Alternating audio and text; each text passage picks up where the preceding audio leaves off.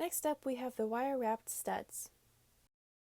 I will be using the same gemstone chip beads that I used on the first pair of earrings.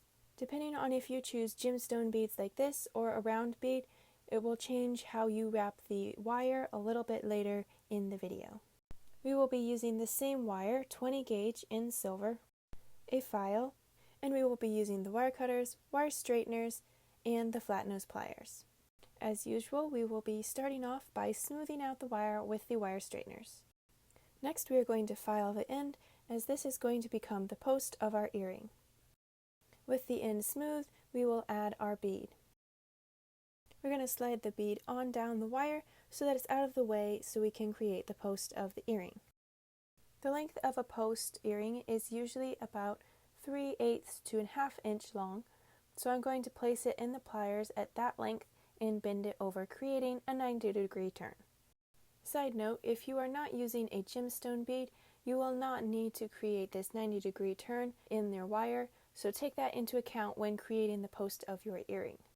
With my gemstone bead pressed up against that right angle, I'm going to begin wrapping the long end of the wire up and around that bead, crisscrossing it in different directions, around and not trying to make it exactly perfect.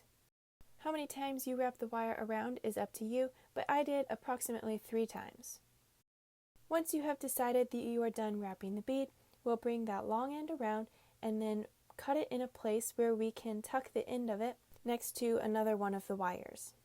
Once we have cut off the excess wire, we are now going to tuck that end down against the stone, and we're going to use our flat nose pliers and first pull the wire out to create a small bend at the end of the wire, and then we will tuck it back in against one of the wires that is already wrapped on the stone.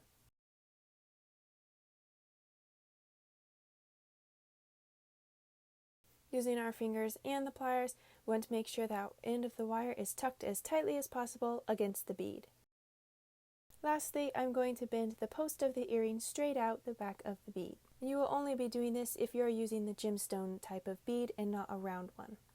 And here we have the finished pair of the wire-wrapped beaded studs. And now I'll see you in the next video.